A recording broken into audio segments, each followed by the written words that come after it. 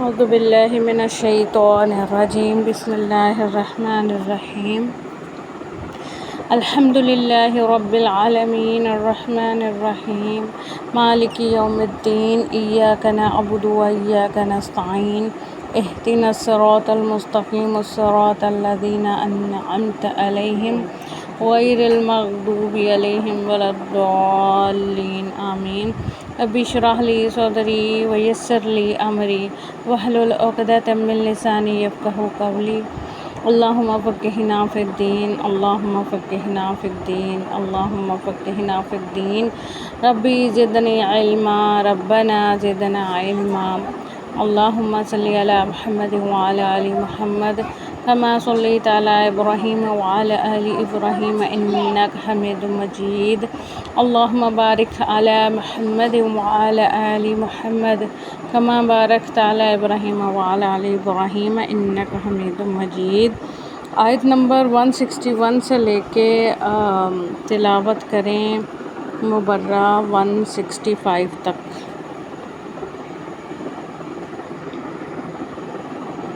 ابھی میرے پاس نا ابھی کھلا نہیں ہے، میں ابھی کھول کے کرتی ہوں، 1 منٹ۔ آپ سامنے سے کر لینا، آپ کو نظر آ رہا ہے نا؟ جی، یہیں سے پڑھ لیں۔ اعوذ باللہ من الشیطان الرجیم، بسم اللہ الرحمن الرحیم۔ وآخذہم، مجھے نا یہ بہت چھوٹا لکھا ہوا، میں 1 منٹ کھولتی ہوں۔ اچھا،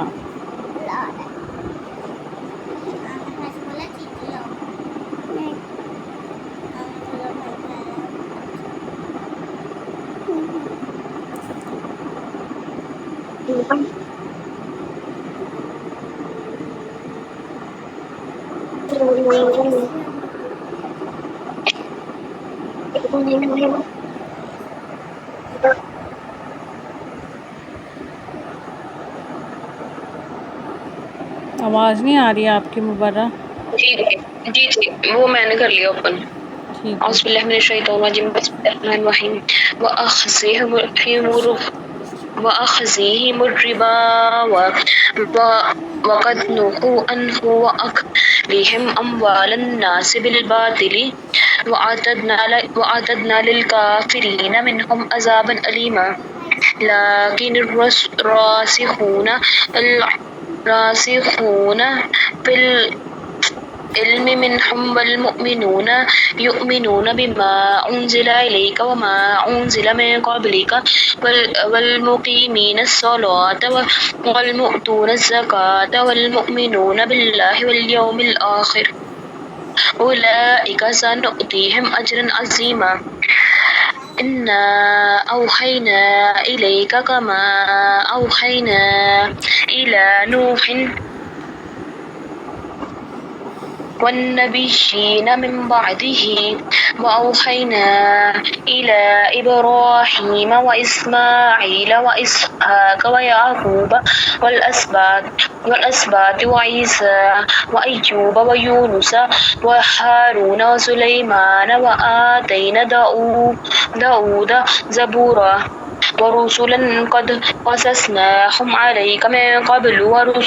ورسلا لم نقصصهم عليك وكلم الله موسى تكليما رسلا مبشرين ومنذرين لئلا يكون للناس على الله حجة بعد الرسل وكان الله عزيزا حكيما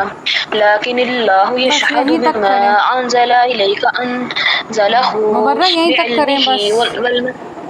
یہیں تک کریں، آیت نمبر 165 تک۔ اچھا مجھے بتائیں، آپ کے ساتھ اور کوئی آن لائن ہے؟ پتہ نہیں آپ۔ اچھا چلیں، کوئی بات نہیں۔ اچھا آپ نے وہ تجوید کا نہیں آپ کا پھر بنا؟ ابھی میں نے کہا تھا گرامر کا کمپلیٹ ہوگا نا، پھر اس کے بعد وہ سٹارٹ کر لوں گی، گرامر کا تھوڑا ہی رہ گیا اب تو۔ ہاں جی ایسا ہی ہے، چلیں اللہ بہتر کرے گا۔ ابھی آپ کا تھوڑا سا نا تھوڑا نہیں بلکہ کافی مسئلہ ہے پڑھنے میں، جی تو چلیں اللہ تعالیٰ بہتر کرے گا۔ اعوذ باللہ من الشیطان الرجیم، بسم اللہ الرحمن الرحیم۔ وَأَخْذِهِمُ الرِّبَا، اور بوجہ ان کے لینے کے، الربا سود کو، وقد حالانکہ تحقیق نہو وہ روکے گئے تھے، عنہ اس سے، وَأَكْلِهِمْ اور بوجہ ان کے کھانے کے، اموالا مال، الناسی لوگوں کے، بالباطلی باطل طریقے سے، وَأَعْتَدْنَا اور تیار کر رکھا ہے ہم نے، للکافرین کافروں کے لیے، منہم ان میں سے، عذاباً عذاب، علیماً دردناک۔ حرف عطف ہے، اخذہم بوجہ ان کے لینے کی، کیا لینے کے؟ سود کے لینے کے۔ وقد جو ہے وہ ہمیشہ تحقیق کے لیے آتا ہے اور تاکید کے لیے بھی آتا ہے کہ واقعی میں ایسا ہی ہے۔ نہو ہم کہتے ہیں نا نہیں عن المنکر، یہ وہ نہیں سے نکلا ہے نہو۔ نہو جو ہے واو جمع ہے، کیونکہ واو الف لگا ہے تو اس سے ہمیں پتہ چل رہا ہے کہ یہ جمع ہے، اور اس کے بعد کیونکہ اس میں کوئی مضارع شروع میں نہیں ہے اس لیے یہ فعل ماضی ہے، عنہ اس سے، اور وَأَكْلِهِمْ اکلی اصل میں جو روٹ ورڈ ہے وہ اکلی ہے اور اس کا مطلب کھانے کا ہے، ہم ان کے، اب کیا کھانے کے؟ مال۔ اب مال میں صرف پیسے نہیں آ جاتے، مال میں حقوق بھی آ جاتے ہیں، الناسی لوگوں کے، بالباطل باطل طریقے سے، یعنی ہر وہ طریقہ جو کہ غلط تصور کیا جاتا ہے پیسے لینے کا، اس کو باطل طریقہ کہتے ہیں۔ وَأَعْتَدْنَا اور تیار کر رکھا ہے، اعتد جو ہے وہ بیسیکلی یہ اس کا روٹ ورڈ بھی ہم پڑھ چکے ہوئے ہیں، کسی چیز کی تیاری ہے بیسیکلی۔ جب عذاب کی بات ہوتی ہے، جس طرح سے میں نے آپ کو پہلے ہی بتایا تھا، جب ہم نے ایک شہر سے دوسرے شہر سفر کرنا ہوتا ہے، ہم کچھ تیاری کرتے ہیں کہ یہ چیزیں ہم نے پیک اپ کرنی ہے، تو یہ اس سے یہ نکلا ہے کہ تیار کر رکھا ہے، یعنی اس کے لوازمات جو بھی ہیں عذاب کے وہ تیار ہیں، للکافرین کافروں کے لیے، منہم ان میں سے، عذاب دردناک۔ اب اس آیت میں سود کے بارے میں بتایا گیا ہے کہ یہودیوں کو کس چیز سے منع کیا تھا؟ سود لینے سے منع کیا تھا، لیکن انہوں نے ہر وہ باطل طریقہ اپنایا لوگوں سے مال ہڑپ کرنے کے لیے، پھر اللہ تعالیٰ نے اس میں ان کے لیے وعید بھی سنا دی ہے۔ اور اس کی جو ہم دیکھیں گے تفہیم القرآن میں اس کی تفسیر کے حوالے سے اگر پڑھیں آپ تو اس میں لکھا ہوا ہے کہ تورات میں بالفاظ صریح یہ حکم موجود ہے، یعنی اسی طریقے سے جس طرح سے یہاں بیان کیا گیا ہے یہ تفسیر میں، اسی طرح تورات میں یہ الفاظ موجود ہیں، اگر تو میرے لوگوں میں سے کسی محتاج کو جو تیرے پاس رہتا ہو قرض دے تو اس سے قرض خواہ کی طرح سلوک نہ کرنا، یعنی جس سے آپ قرض دے رہے ہو اس کے ساتھ سلوک کے حوالے سے بات کی گئی، اور نہ اس سے سود لینا، یعنی اس کے ساتھ اس طرح سے سلوک نہ کرنا کہ میں نے اس کو قرض دیا ہوا ہے تو یہ اب میرا احسان مند ہے اور میں اس کے ساتھ ویسا سلوک کروں، اور اسی طرح سے یہ ایک دوسرا آپشن یہ بتایا گیا کہ سود بھی نہیں لینا، ایون کہ اگر تو کسی وقت اپنے ہمسائے کے کپڑے گروی رکھ بھی لے، یعنی تم نے اس کے بدلے میں جو تم نے اس کو قرض دیا ہے اس کے بدلے میں اگر کپڑے گروی رکھ لیے اپنے پاس، تو سورج کے ڈوبنے تک اس کو واپس کر دینا، کیا ان کپڑوں کو واپس کر دینا، کیونکہ فقط وہی ایک اس کا اوڑھنا ہے، کیونکہ گروی تو رکھنے کا حکم ہے نا کہ گروی رکھ سکتے ہیں، لیکن اگر کوئی غریب ہے جس کو پیسوں کی اشد ضرورت ہے لیکن اس کے اوپر کسی کا توکل نہیں ہے کہ بھئی یہ واپس کرے گا کہ نہیں، اور کوئی کہتا ہے کہ بھی میرے پاس فلانی چیز گروی رکھو گے تو ہی میں تمہیں قرض دوں گا، اس صورت میں کہا گیا کہ اس کے اگر تم رکھ بھی لو تو پھر اس کو سورج ڈوبنے تک اس کو واپس کر دینا، کیونکہ فقط وہی ایک اس کا اوڑھنا ہے، اس کے جسم کا وہی لباس ہے، پھر وہ کیا اوڑھ کر سوئے گا، بس جب وہ فریاد کرے گا تو میں اس کی سنوں گا، یعنی جس کا تم نے کپڑا اپنے پاس رکھ لیا اور تم نے اس کے ساتھ ناانصافی بھی کی کہ سورج ڈوبنے سے پہلے اس کو واپس بھی نہیں کیا، تو پھر اگر وہ فریاد کرے گا تمہارے حوالے سے تو پھر میں اس کی فریاد سنوں گا، کیونکہ میں مہربان ہوں، یہ اللہ تعالیٰ کا فرمان یہ خروج ہے اس کا نام اور باب ہے اس کا، یہ جو آپ کے سامنے 22، 25 اور 27 لکھے۔ اس کے علاوہ اور بھی کئی مقامات پر تورات میں سود کی حرمت وارد ہوئی ہے، لیکن اس کے باوجود اسی تورات کے ماننے والے یہودی آج دنیا کے سب سے بڑے سود خوار ہیں۔ اب دیکھیں، وہ سود خور تھے اور انہوں نے ہر ان بندے کو، ہر ملک کو سود پر لگا دیا، اور وہ شروع سے تھے، پہلے بھی تھے، آج بھی ہیں، اور اپنی تنگ دلی اور سنگ دلی کے لیے ضرب المثل بن چکے ہیں۔ سورہ نساء میں حاشیہ نمبر 201 غالباً یہ اسی مضمون کی طرف اشارہ ہے جو آگے سورہ انعام آیت 146 میں آنے والا ہے، یعنی یہ کہ بنی اسرائیل پر تمام وہ جانور حرام کر دی گئی۔ اس کے علاوہ ممکن ہے کہ اشارہ ان دوسری پابندیوں اور سختیوں کی طرف بھی ہو جو یہودی فقہ میں، اور سختیوں کی طرف بھی ہو جو یہودی فقہ میں پائی جاتی ہیں۔ یہ لائٹ آن کر۔ تو یہاں جو بات بتانا مقصود ہے، ایک منٹ،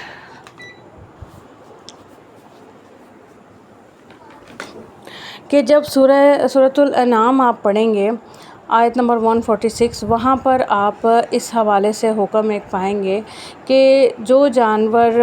حلال تھے وہ ان پر حرام کیے گئے، اور جن کے ناخن ہوتے ہیں، اور ان پر گائے اور بکری کی چربی بھی حرام کر دی گئی۔ اس کے علاوہ ممکن ہے کہ اشارہ ان دوسرے پابندیوں اور سختیوں کی طرف بھی ہو جو یہودی فقہ میں پائی جاتی ہیں۔ کسی گروہ کے لیے دائرۂ زندگی کو تنگ کر دیا جانا فی الواقع اس کے حق میں ایک طرح کی سزا ہی ہے۔ اس کا مطلب یہ ہے کہ ان کی نافرمانی کے سبب، جو انہوں نے نافرمانی کی، اس کے سبب ان پر بہت سی حلال چیزیں حرام کر دی گئیں، اور یہ یہاں پہ فرمایا جا رہا ہے کہ سزا کے طور پر ایسا کیا جاتا ہے۔ تو اس سے ہمیں اس بات کا سبق اس سے ہمیں حاصل کرنا چاہیے کہ جب بھی ہم کسی چیز سے رکتے ہیں یا ہم خود ہی رک رہے ہوتے ہیں، مثال کے طور پہ ایک چھوٹی سی مثال ہے، کوئی بوڑھے ماں باپ ہیں، وہ ساری زندگی ایک ہی بات کرتے رہتے ہیں کہ ہمیں تو بچوں کی خدمت نصیب نہیں ہوگی، مطلب ان سے امید نہیں اچھی لگائی انہوں نے، ٹھیک ہے۔ اب یہ ایک ناشکری تھی اللہ کی، رب کی، کہ ایک انسان جو ہے نا ناشکری کرتا رہے، اور ہوا کیا کہ بچے کر بھی رہے ہوتے خدمت، اور ان کا آگے سے یہ رسپانس ہوتا ہے کہ ہماری نہیں ہوئی، یا وہ ان کو اپنی زبان سے دور کر دیتے ہیں۔ تو یہ جو بات ہے نا، مطلب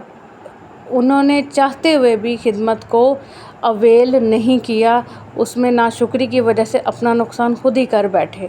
یہ ایک مثال دی ہے اور یہ حقیقت بھی ہے، لیکن یہاں پر یہی بات ہے کہ انہیں نعمتیں ملیں بھی بہت زیادہ، لیکن ان کی ناشکری کے سبب، ناقدری کی سبب، نعمت کی نافرمانی کی سبب ان کو پھر یہ سزا دی گئی۔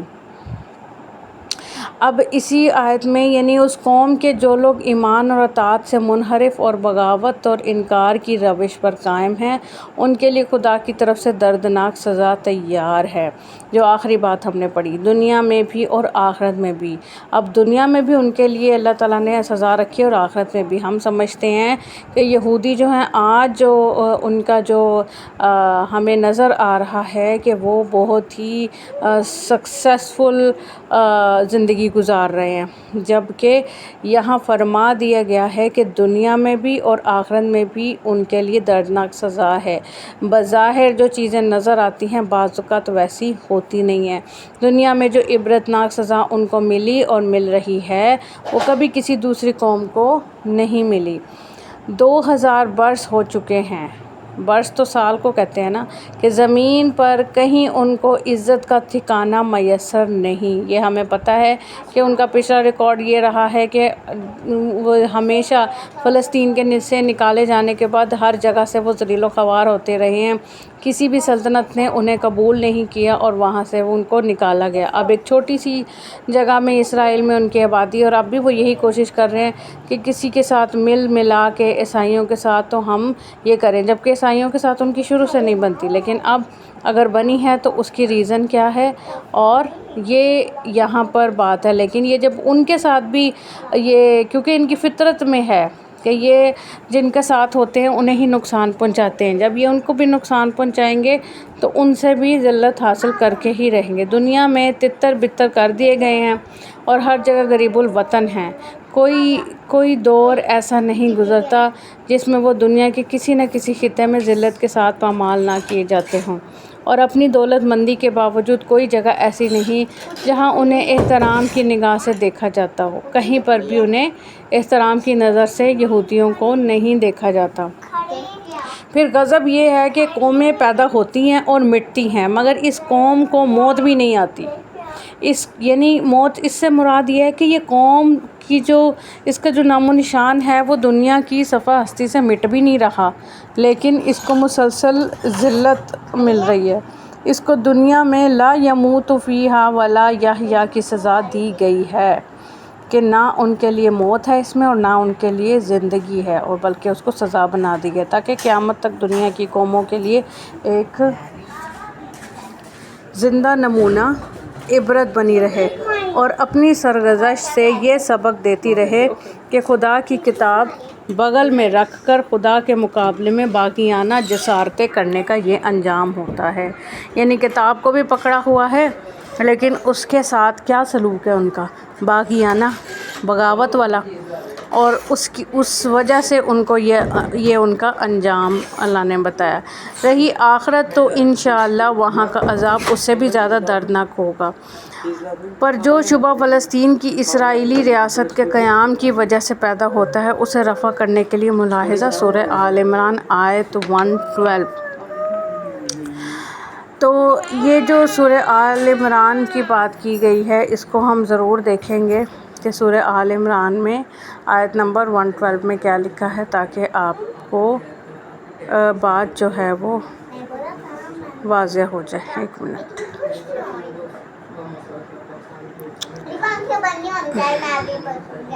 ابھی ہاں خاموش ہو جاؤ۔ اچھا،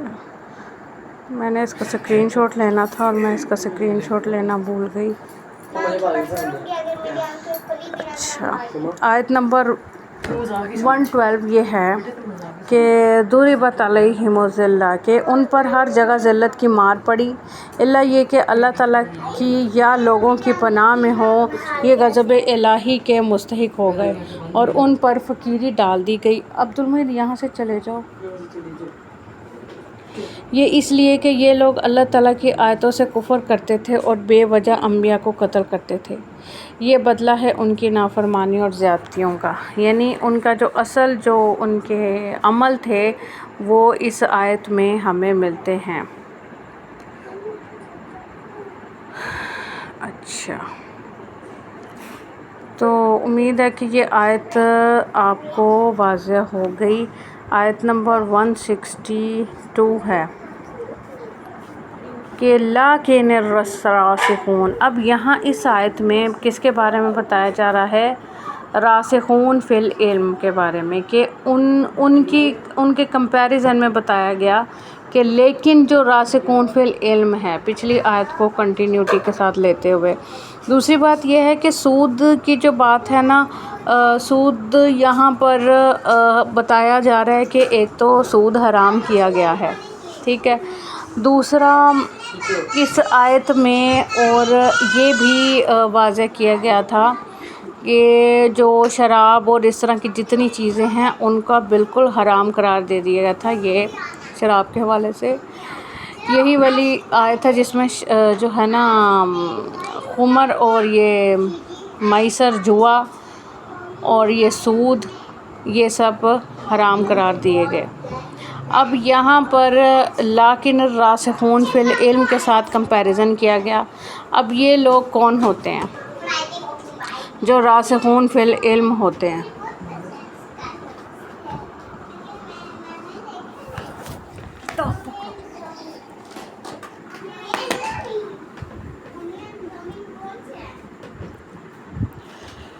اب ان کے بارے میں یہ بتایا کہ منہم، ان میں سے، والمؤمنون، اور جو ایمان لانے والے ہیں۔ اب یہ دو کیٹیگری کے لوگ بتائے، راسخون فی العلم اور مؤمنون۔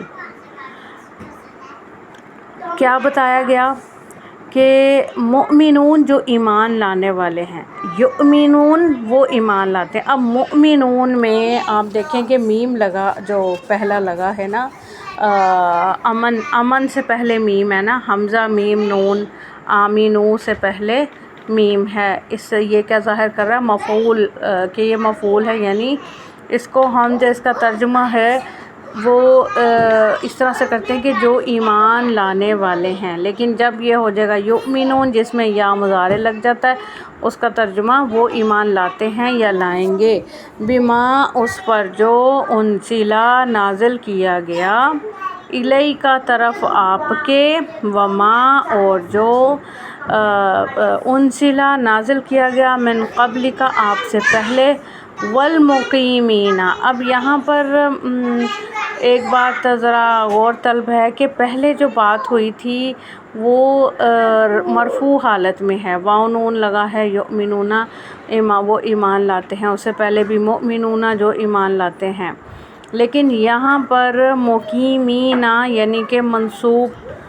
اس کو آپ کہہ لیں یہ منصوب یا مجرور حالت ہوتی ہے نا، یہ والی مقیمین، لیکن جب مقیمین کی ہم بات کرتے ہیں نا تو اگر میم لگا ہے پہلے تو اس سے ہمیں پتہ چل رہا ہے کہ یہ مفعول ہے۔ اب مفعول جو ہوتا ہے یہاں پر وہ منصوب ہوتا ہے، تو یہ منصوب کی شکل میں ہمیں ملتا ہے، تو اس میں انہوں نے منصوب کیوں کر دیا؟ اب یہ واللہ عالم کہ اللہ تعالیٰ نے اس کو انداز بیان میں یہ چیز کیوں کی ہے، لیکن اس کو دیکھیں کہ اور جو قائم کرنے والے ہیں، اس کا ترجمہ تو وہی ہے لیکن اس کی حالت تبدیل ہوئی ہے۔ الصلاۃ نماز کو، والمؤتون اور جو دینے والے ہیں، پھر مرفوع حالت میں ہے، مؤتون آتی سے ہے کہ جو دینے والے ہیں، زکوٰۃ زکوٰۃ، والمؤمنون اور جو ایمان لانے والے ہیں، باللہ اللہ پر، والیوم الآخر اور آخرت آخری دن پر، اولئک یہی لوگ ہیں، سنؤتیہم، اب ساق جو سین لگتا ہے اس کا مطلب ان قریب ہوتا ہے، نؤتی نون کا مطلب ہم، اور حمزہ تا یا آتی یعنی دیں گے، ہم انہیں، اجراً اجر بہت بڑا عظیم۔ تو یہاں پر جو بات ہوئی کس کے بارے میں بات ہوئی؟ ایک تو راسخون فی العلم اور ایمان والوں کا کمپیریزن کیا ہے ربا لینے والے یعنی سود لینے والوں سے، اور ان کی صفات یہ بتائی گئی ہیں کہ ایک تو یہ کہ وہ ایمان لاتے ہیں، کس پر ایمان لاتے ہیں؟ 6 کی 6 چیزوں پر، یعنی جو کتابیں ہیں اللہ پر، اللہ کی رسولوں پر، ان اور کتابوں پر، اور کیا نام ہے فرشتوں پر، اس کے علاوہ کتنی میں نے آپ کو چیزیں بتائی ہیں،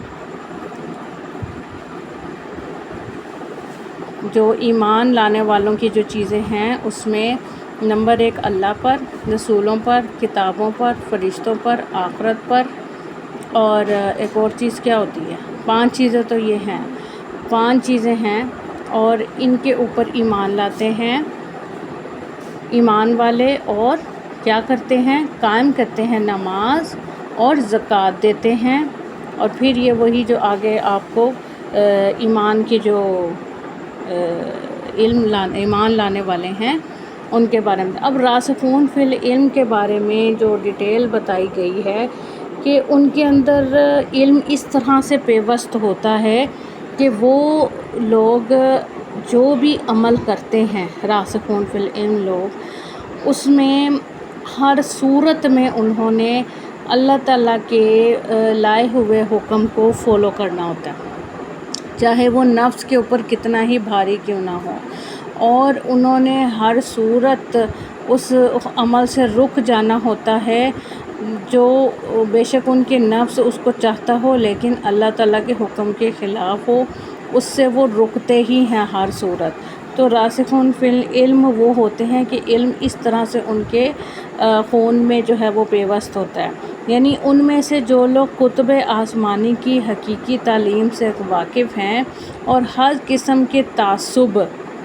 جاہلانہ ضد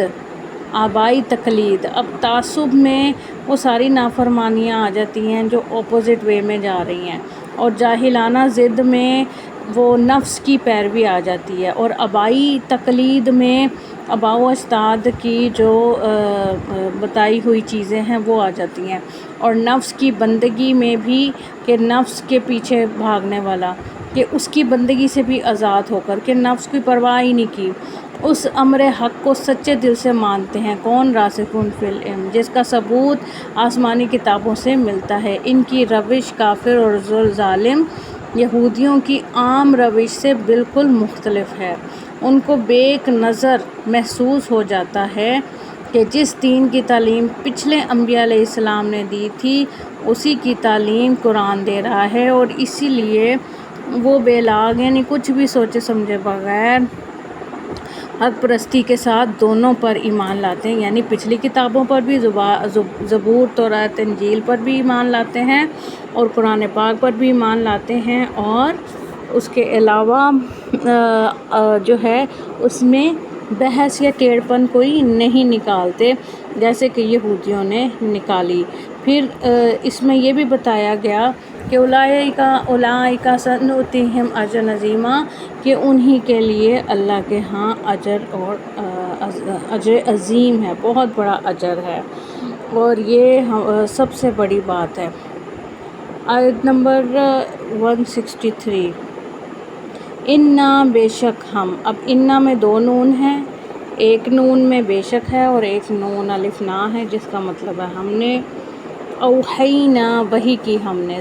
انا جو ہے وہ انا اور نا، یہ ضمائر متصل ہے جو نون الف نا کے ساتھ جڑ کے آئی ہے۔ اوحینا میں بھی نون الف نا جو ہے وہ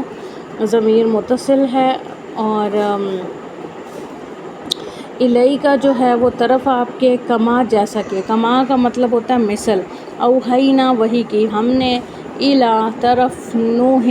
کے، والنبیین اور نبیوں کے، من بعدہ بعد اس کے، واوحینا اور وحی کی ہم نے، الا طرف ابراہیم و اسماعیل اور اسماعیل، و اسحاق اور اسحاق، و یعقوب اور یعقوب، والاسباط اور اولاد یعقوب کے۔ اسباط جو ہیں وہ سبت سے ہے، سبت اصل میں یہ پھیل جانا ہے ذریات، جیسے ذرے سے ہے نا کہ ذرے جو ہیں ذرات بن جاتے ہیں، یعنی کہ وہ پھیل کے تو وہ کافی زیادہ ہو جاتے ہیں،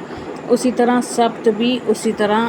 اس کے معنی میں ہی آتا ہے۔ و عیسیٰ اور عیسیٰ کے، و ایوب اور ایوب کے، و یونس اور یونس کے، اور ہارون اور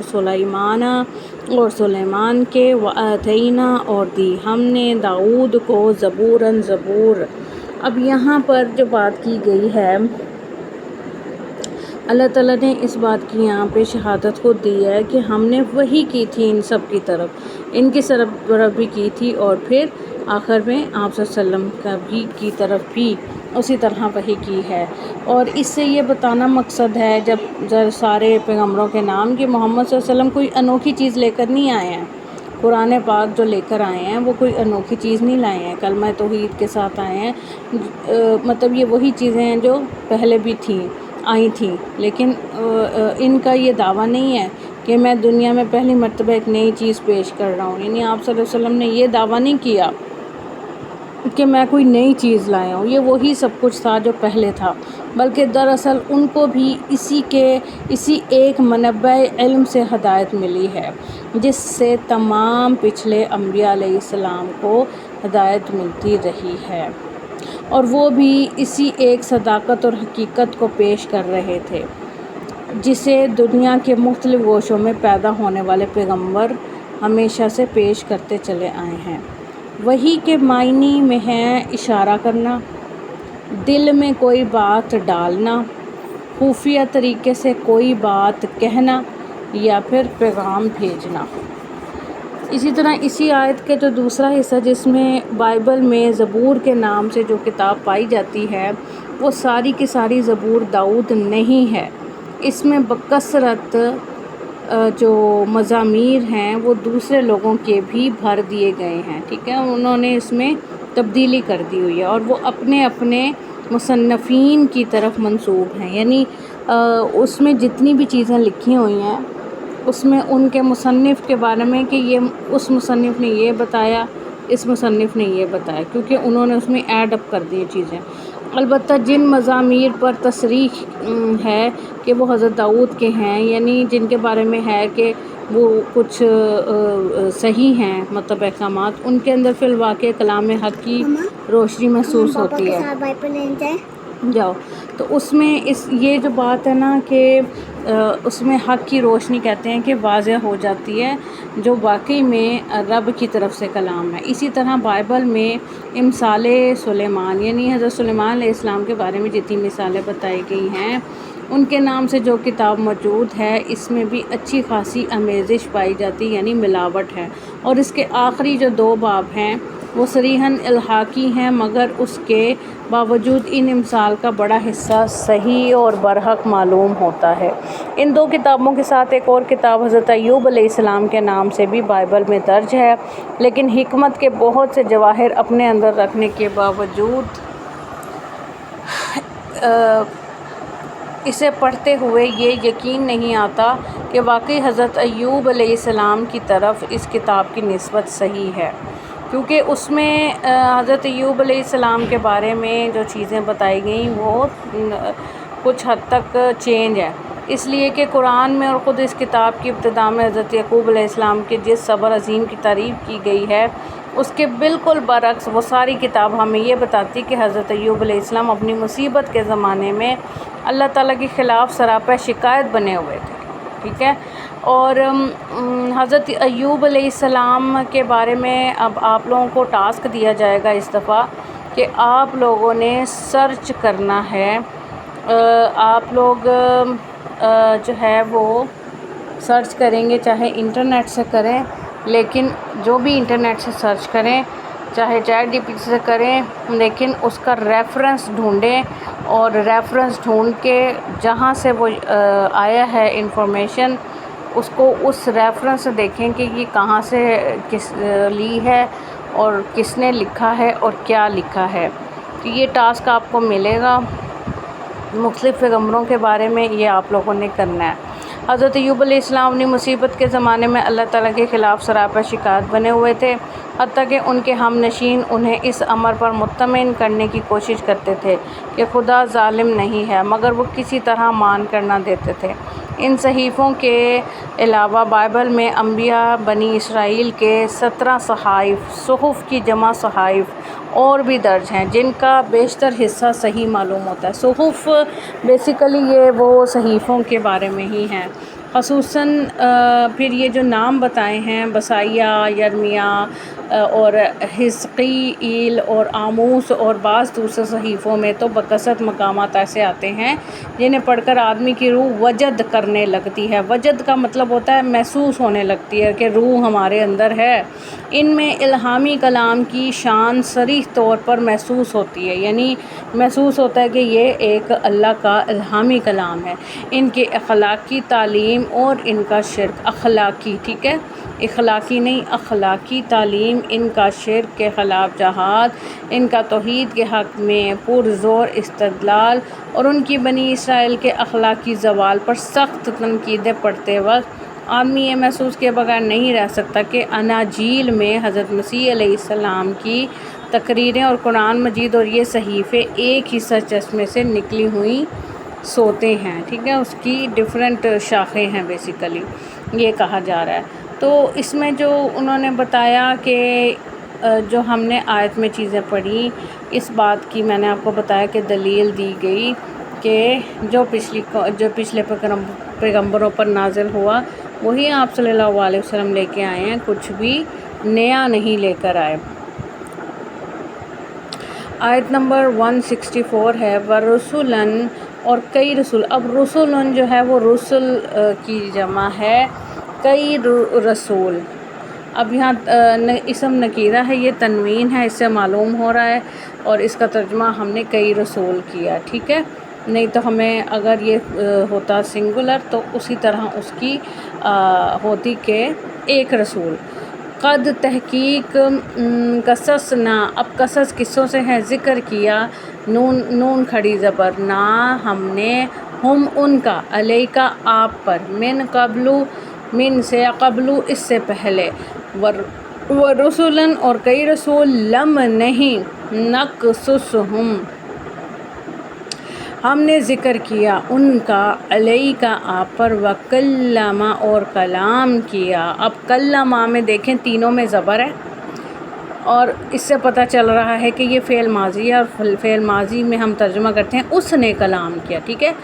کلمہ کلام کیا۔ اب اس کے اندر جو اس نے ہے وہ چھپا ہوا ہے، جیسے ہم ٹرم پڑھیں گے مستتر کہ ہوا اس کے اندر چھپا ہوا ہے کہ اس نے کلام کیا۔ کس نے کلام کیا، اس کی ضمیر کس کی طرف لوٹ رہی ہے؟ اللہ کی طرف ہی لوٹ رہی ہے۔ تو کلام کیا اللہ، اللہ۔ اب یہاں پر آگے جو فاعل تھا جس کے بارے میں یہ بات تھی وہ آگے آ گیا ہے اور وہ ظاہر ہو گیا۔ اگر اللہ نہ لکھا ہوتا تو یہ مستتر ہوتا، لیکن یہ اگر ظاہر ہو گیا ہے تو پھر یہ سامنے موجود ہے۔ اللہ، اللہ نے، موسیٰ سے، تکلیماً کلام کرنا، یعنی تکلیماً۔ اب دیکھیں آپ سوچے ہوں گے کہ یہ تا لگی ہے تو یہ مضارع ہے، فعل مضارع ہے، لیکن یہ فعل مضارع نہیں ہے، اس وجہ سے کیونکہ اس میں تنوین آئی ہے، تنوین آئی ہے، اس کا مطلب یہ اسم ہے، اسم مصدر ہم اس کو کہیں گے کہ کلام کرنا، کیسا کلام کیا اللہ نے، بہترین کلام کیا، تو یہ اس سینس میں اس کو آپ لیں گے، یہ فعل کے طور پر نہیں ہے، اس میں تنوین ہے۔ اچھا جی، اس آیت میں جو خاص بات ہوئی ہے کہ اس میں مولانا مودودی نے بہت ہی، میں کہتی ہوں کہ سمپل الفاظوں میں لکھی تھی تفسیر، اس لیے مجھے یہی مناسب لگا کہ میں اس میں سے آپ کو بتاؤں۔ اور دوسرے انبیاء علیہ السلام پر تو وحی اس طرح آتی تھی کہ ایک آواز آ رہی ہے یا فرشتہ پیغام سنا رہا ہے اور وہ سن رہے ہیں، لیکن موسیٰ علیہ السلام کے ساتھ یہ خاص معاملہ برتا گیا کہ اللہ تعالیٰ نے خود ان سے گفتگو کی۔ بندے اور خدا کے درمیان اس طرح باتیں ہوتی تھیں جیسے دو شخص آپس میں بات کرتے ہیں۔ مثال کے لیے اس گفتگو کا حوالہ کافی ہے جو سورہ طٰہٰ میں نقل کی گئی ہے۔ بائبل میں بھی حضرت موسیٰ علیہ السلام کی اس خصوصیت کا ذکر اسی طرح کیا گیا ہے۔ چنانچہ لکھا ہے کہ اور جیسے کوئی شخص اپنے دوست سے بات کرتا ہے ویسے ہی خداوند روبرو ہو کر موسیٰ علیہ السلام سے باتیں کرتا تھا، ٹھیک ہے، اور یہ باب بھی بتا دیا گیا۔ تو یہاں جو مین بات ہے وہ یہ ہے کہ جو کچھ ہوا ہے پہلے ہو چکا ہے رسولوں کے ساتھ، جتنے بھی قصے تھے جو حضرت موسیٰ علیہ السلام سے اللہ نے کلام کیا، وہ سب کچھ اللہ فرما رہے ہیں تحقیق کہ میں نے آپ پر وہ ساری باتیں واضح کر دی ہیں۔ آپ صلی اللہ علیہ وسلم کو فرمایا کہ میں نے وہ تمام رسولوں کا جو ذکر ہے جو ہو چکا ہے، ان کے سارا قصے وغیرہ، ان کے زندگی کے احوال، وہ سب آپ کے اوپر اس قرآن کے ذریعے کھول دیے گئے ہیں۔ اور یہ ایک واضح دلیل تھی یہودیوں کے لیے کہ آپ صلی اللہ علیہ وسلم وہ تمام باتیں جانتے تھے جو وہ لوگ جانتے تھے۔